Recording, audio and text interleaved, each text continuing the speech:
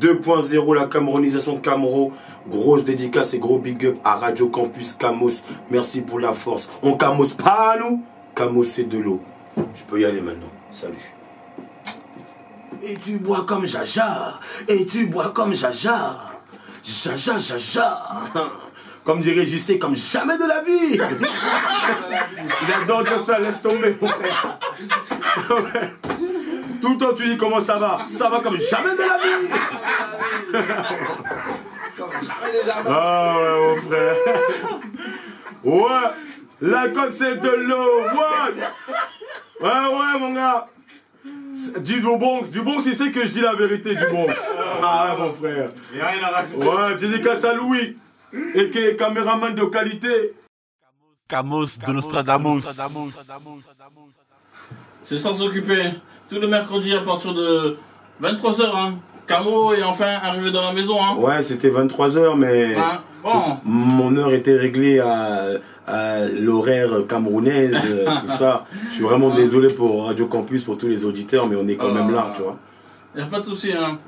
Comment Merci va mon gars, ça va frérot, on est là tranquillement. La première fois tu Non, je suis déjà venu sur l'île plusieurs fois pour des showcases, tu vois, en club. Ah, t'as déjà fait des showcases? Oui, Network, à l'époque encore quand c'était le théâtre là. Ouais. Après ça a changé de nom, c'est quoi c'est ici, je regarde là-bas.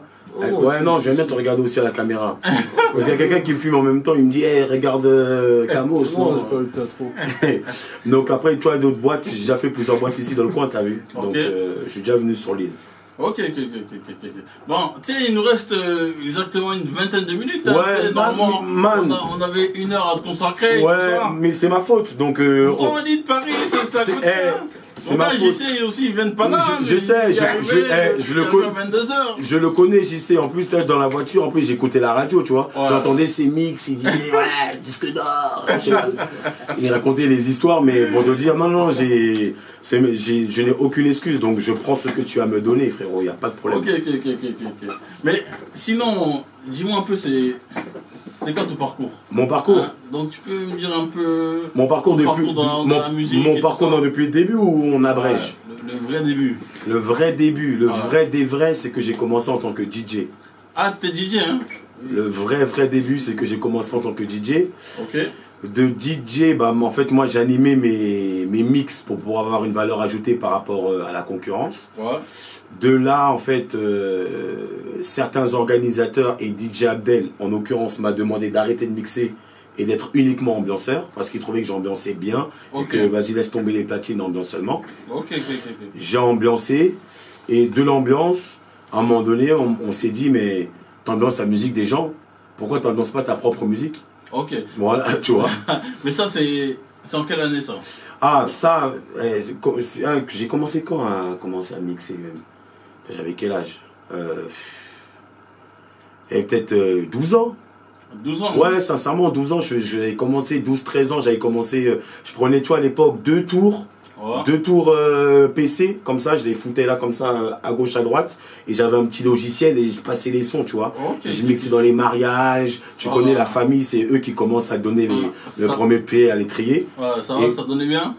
Bah, ça donnait toujours, hein. À mon niveau, toujours à mon niveau. Et à 16 ans, ma première boîte. À 16 ans, j'ai fait ma première boîte.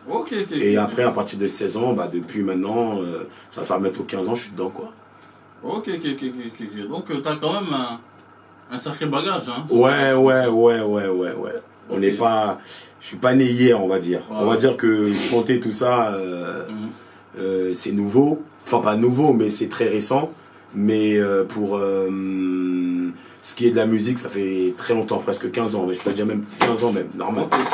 Ouais. Donc on va dire vers 16-17 ans, là, tu t'es commencé à vraiment te lancer dans la musique? Non, à 16 ans, c'était ma première boîte. Donc, c'est-à-dire que si ma première boîte, elle a 16 ans, donc j'ai fait 1 an de formation chez moi. Tu vois, comme j'essaie, il mixait là, parce que vous pouvez pas voir, vous qui êtes à la maison, mais j'essaie, il mixe devant un mur. Bah, moi, pendant 1 an, j'ai mixé que devant un mur. Tant que j'étais pas prêt à chanter, que j'étais pas prêt pour aller devant un public, je me suis buté. Et donc, ça veut dire que même avant 15 ans, 14-15 ans, j'avais déjà commencé à bosser le bail, quoi, tu vois. Ok. Donc, à ce temps-ci, en 2016, 2017, ouais, 2017, hein, ouais. on laisse 2016 de côté. C'est fini. Hein? Donc c'est quoi les actualités à Bah, les actualités, c'est quoi 2017? 2017. C'est nouveau single que j'ai sorti là il y a un mois voilà, à peu près, avec Kim. Voilà, exactement, avec Kim, Standby, qui vient d'atteindre 2 millions, donc c'est super cool. Donc ça a été c'était ce single en 2017. Kim, c'est la chanteuse de Zouk, exactement. C'est-à-dire que tout auditeur de Radio Campus, vu la musique que passe JC Dalton, a dû zouker sur un mur, sur un carreau, avec les gouttes dégoulinées du haut sur du Kim. C'est obligé. C'est vrai ou pas? Voilà, tu vois. Voilà, donc c'était elle. Juste avant le 2017, j'ai sorti un single avec LECK, On danse pas nous. Un son clubbing, tu vois, 100% club et tout, qui tombe bien, je sais pas si tu l'as mis ou pas. Tous les week-ends. Voilà, tous les week-ends, tu vois, il le joue donc donc un son qui tourne bien. Je sors tous les week-ends, je sais pas. Voilà, tous les week-ends, donc il est sorti. Et donc en fait, ça c'est 2 singles qui annoncent le projet pour cette année. Voilà, un projet qui est déjà prêt, c'est-à-dire qu'il est déjà prêt, mais je sais pas quand il va sortir. Ok. Mais t'as sorti un gros single. L'alcool c'est de l'eau. Ouais.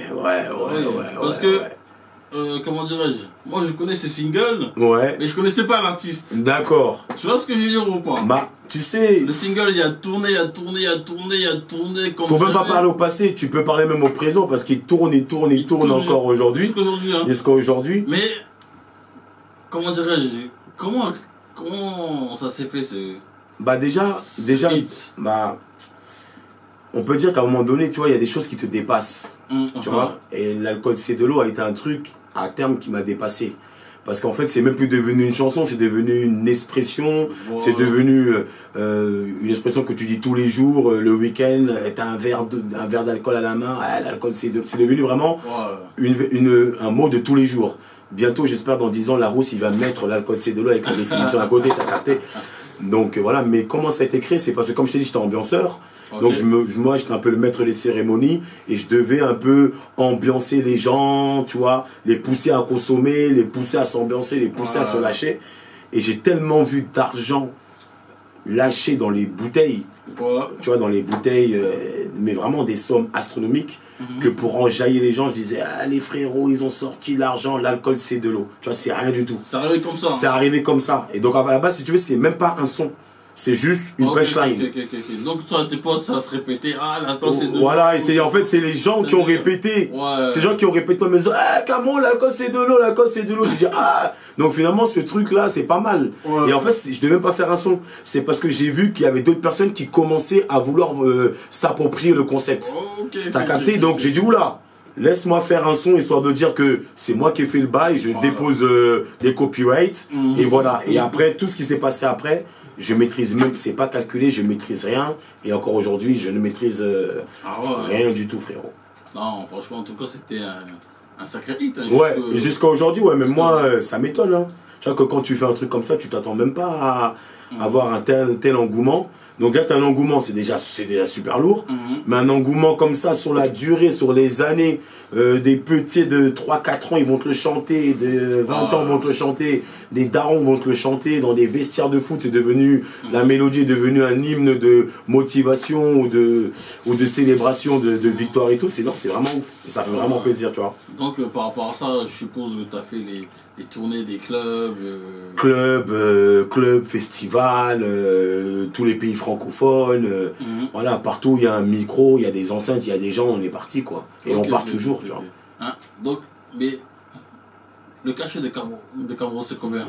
Non, c'est pas. Tu sais, on est en France. Et en France, parler d'argent, c'est secret tabou, t'as vu? C'est tabou. Hein. C'est tabou. C'est tabou. Hein. Mais disons que, comme on dit chez moi, on bricole. C'est du bricolage, tu vois. On est dans la jonglerie. Voilà. C'est comme ça qu'on dit chez moi. On se débrouille. Voilà. Ouais. Mais tu sais, bon, quand on sort un single comme ça et tout ça, tu sais comment ça se passe maintenant, il faut toujours confirmer. C'est ça, exactement. Il y a des artistes qui sont sortis des hits, mais derrière, quand ils sortent des projets et tout ça, il n'y a pas trop d'attente. Hein. Des artistes comme des Tombola, des gars qui sont bonnets. Ouais, non mais. Frérot. Tu vois ce que je dis? Ouais, je capte complètement. Des hitbangers et tout ça. Mais après, ça ne suit pas derrière. Tu vois ce que je veux dire? Ouais, et c'est pour ça en fait que depuis et que tout le monde me demandait, ouais, pourquoi tu sors pas un projet, pourquoi tu sors pas de mixtape, pourquoi tu sors pas un EP. C'est pour ça en fait. C'est que je me dis, je pense pas que c'était le moment en fait, tout simplement parce que je pense qu'il faut sortir au bon moment quand tu es attendu, quand tu sens le truc quoi, tu vois. Et j'avais pas encore senti le truc en disant vas-y je vais sortir un projet. Ça sert à rien de sortir un projet pour dire marcher dans la rue. Ouais frérot ça va, j'ai sorti un projet là. Tu vois il y a des artistes qui viennent, ils arrivent, ils te sortent ouais j'ai un album. Mon frère, l'album, j'ai pas vu la pochette, je sais pas il est où, il a une Fnac dans le monde entier, il est pas sur Spotify. Tu vois, j'ai envie de faire un vrai truc carré. Et donc le truc carré est là. Donc maintenant j'attends juste le bon moment quoi, tu vois. Là ça commence à bien venir, ça commence à tu vois la mayonnaise dans la sauce il y a les bons condiments là. Donc incessamment comme il y a les bons condiments, bientôt je risque de balancer le shit quoi, tu vois. Ok. Mais à ce temps-ci, tu es signé en major, tu es un artiste indépendant, c'est quoi à ce temps-ci On est entre les deux, tu vois. J'étais en major. Ok. Tu étais hein? J'étais en major, maintenant je suis plus en major. Ok. Mais je suis pas en indépendant. Je suis signé, toujours. Je suis toujours signé. En major. Ou bien non, en label. C'est même pas un label indépendant, c'est un label qui est signé également aussi en major. Mais j'en dirai pas plus. Donc je suis signé, j'ai une équipe derrière moi, avec moi, donc une équipe dans un premier temps musical avec qui je fais mes sons, car je fais pas mes sons tout seul, tu vois. Et j'ai une autre équipe promo, etc. quoi, tu vois. Donc on est quand même entouré, je suis pas tout seul. Vraiment pas. Donc le clip que tu as sorti il y a un mois avec Kim et tout ça, quels ont été un peu les retours? Il y a quand même plus d'1 million. Exactement, un peu plus d'un mois, il y a un peu plus d'1 million. Non, les retours sont beaucoup plus sont vraiment positifs. Après, si tu veux, la combinaison a été un peu inattendu, exactement. Les gens disaient Camaro, Kim il fait ci, Kim elle fait du zouk, comment ils peuvent faire un son ensemble. Donc ça a été une agréable surprise pour les auditeurs, pour les gens qui me suivent, pour les gens qui suivent également Kim et tout. Donc dans l'ensemble ça a été vraiment bien accueilli, tu vois. Et le truc le plus difficile ça a été en fait de mélanger son quand je dis son délire à mon délire, tu vois. Et faire un juste milieu pour que nous deux on se retrouve. Et je pense que dans ce son-là, en fait, elle et moi, on se retrouve, tu vois. Et ça a bien matché. Et pour le moment, je n'ai pas à me plaindre. Ok. Et à ce temps-ci, comment on peut te définir comme artiste? Tu es un artiste afro, tu rappes, tu chantes Ouais, c'est la question que tout le monde me pose. Ils me disent, ouais, mais Camaro, c'est la question que tout le monde me pose. Ils me disent, mais Camaro... tu fais quoi? C'est comment? Un coup tu vas chanter, un coup tu vas chanter de l'afro, un coup tu vas repartir sur de la house, un coup tu vas, tu vois. Mais en fait, si tu veux, moi j'aime bien utiliser un mot anglais, entertainment. Entertainer, c'est-à-dire que moi je suis là pour le divertissement, tu vois. Donc moi en fait, moi je suis un artiste divertissement, je suis pas un mec qui va te raconter va à l'école, étudie. Oui, il faut aller à l'école, oui, il faut étudier. Mais il y a des personnes qui sont là pour dire ça, tu vois. Moi, je suis là pour t'enjailler, je suis là pour te donner la bonne humeur. T'as passé une mauvaise journée, t'as passé une bonne journée, tu veux un peu oublier les soucis, tout ça, tu m'écoutes. Divertir le peuple. Voilà, moi je suis là pour divertir le peuple. Et maintenant, je divertis le peuple de plusieurs façons, tu vois. Donc je navigue un peu entre les styles. Un coup, je vais être afro, un coup, je vais être house, un coup, je peux être même hip-hop, mais ça reste dans un même et seul cas, divertir. Donc tu peux regarder que tous mes sons que je vais sortir, ça peut être des genres différents, mais c'est dans le même truc. C'est divertir. Voilà, donc moi je te dis que je suis un peu dans le divertissement, dans l'entertainment. C'est ce mot-là que j'aime bien utiliser pour me définir. Donc tout à l'heure tu me disais oui, tu travailles beaucoup. Ton projet est quasiment prêt. Il n'est pas quasiment, il est prêt. Ah, il est prêt. Il est prêt, il est même mixé, masterisé, je peux te dire. Ouais, non, il est prêt. Sincèrement, il est prêt. Donc, faut lancer une date, non? Je ne veux pas t'annoncer de date, tu vois. Par exemple, je peux te dire que les 2 premiers morceaux qu'on a sortis, donc On danse pas nous et Stand By, font partie du projet. Mais je ne peux pas encore donner de date pour te dire, ouais, je vais sortir le projet telle date. Mais je te jure que le projet, il est fait. Mais c'est dû à quoi? C'est quoi? C'est dû aux stratégies. C'est plus au niveau de stratégie. Ouais, c'est pas. Si je veux le sortir. Continuer à balancer des clips, voir un peu la température. Il n'y a pas vraiment de température à prendre parce que le projet il est là, tu vois. Et donc le truc est déjà décidé et tout, tu vois. C'est plus une question, on va dire, de timing. Tu vois, je dirais plus une question de timing. Quand on va sortir le bon timing, à ce moment-là, je sortirai la purée, quoi, tu vois, donc le projet. Mais le projet, il est vraiment fait, quoi. Il est là, il est prêt, il est terminé. Il n'y a plus qu'à sortir, en fait. Donc là, je vous sors les singles. Et ça veut dire, ça se trouve, on va se voir dans un mois. Et je veux dire, dans un mois, bah, finalement, on sort le projet telle date, tu vois. Pour le moment, je ne peux pas t'en donner. Mais demain, qui sait. Voilà. Est-ce qu'on va dire, moi, ces derniers temps, bon, il y a beaucoup la musique qui ressort un peu africaine et tout ça, avec les MHD, tout ça. À une certaine époque, ça se faisait pas. Après, il y a aussi les anciens comme les Bissau, tout ça faisaient. Tout ça. Ça se fait depuis très très longtemps. Tu vois, le Bissau comme le secteur A sont des gens qui ont compris la chose depuis fort longtemps, tu vois. Ouais. Depuis les années 2000, ils étaient déjà en train de naviguer entre le hip-hop. Ils faisaient du zouk, ils faisaient de l'afro. Donc à l'époque, l'afro c'était le coupé décalé. Ils étaient déjà là, tu vois. Ils avaient déjà compris le bail. Mais c'était pas encore démocratisé comme aujourd'hui. Tu vois, comme Bissau était le seul dans son secteur, tu vois. Tu avais Bissau, de temps en temps, tu pouvais avoir un autre, les Camnous, tu vois, qui est un peu rappeur, qui peut venir un peu te faire un peu de coupé décalé. Un petit Singila également, tu vois. Mais c'était pas encore démocratisé comme aujourd'hui. Mais ça existe depuis très très longtemps, tu vois. C'est vraiment que tout le officiel, bah, surtout parce que les chefs de la locomotive, donc les big boss du game, font de l'afro. Donc à partir du moment que eux font de l'afro, c'est-à-dire que les radios, télévisions, tout le monde, bah, t'as pas le choix, quoi. C'est-à-dire que même si le petit, moyen, géant, tout le monde fait de l'afro, avant c'était un marché niche. Maintenant c'est devenu un marché principal. Voilà la différence, tu vois. Donc, ok. Et par rapport à ça, toi, comment tu comptes un peu te démarquer et tout ça? Bah tu sais, aujourd'hui même dans l'afro, on peut déjà démarquer, tu vois. Pour moi, tu peux déjà démarquer, tu as 3 types d'afro, tu vois. Pour moi, déjà, tu as l'afro français est propre à lui-même. Au début, on faisait beaucoup de l'afro, on essayait de copier sur les Nigérians, les Ghanéens, etc. Mais maintenant, aujourd'hui, quand tu écoutes l'afro français, et ben tu vois que vraiment on a vraiment une touche, il y a vraiment un style propre à nous et qu'on a réussi à trouver au fil du temps, tu vois. Donc tu as déjà un afro urbain, donc comme MHD, comme peut faire Gims, etc. tu vois et tout. Donc ou même moi je peux faire de l'afro un peu urbain. Tu as de l'afro un peu plus africaine, c'est-à-dire que tu as de l'afro mais vraiment avec des sonorités beaucoup plus africaines, des mélodies beaucoup plus typées africains, tu vois. Voilà. Et après tu as de l'afro pour moi, de l'afro, ce qu'on appelle vraiment africain, quoi, les artistes typiquement africains. Tu vois, tu as l'artiste africain qui fait vraiment de l'afro. Après, tu as les artistes comme nous, de France, qui font soit de l'afro urbain ou soit de l'afro africanisé. Tu vois, moi je les classe en 3, mais tu peux déjà classer. Et je trouve que c'est une bonne chose. Car grâce à ça, maintenant, ça a complètement changé le game. Tu vois, tout le monde mange. Tout le monde peut manger maintenant aujourd'hui.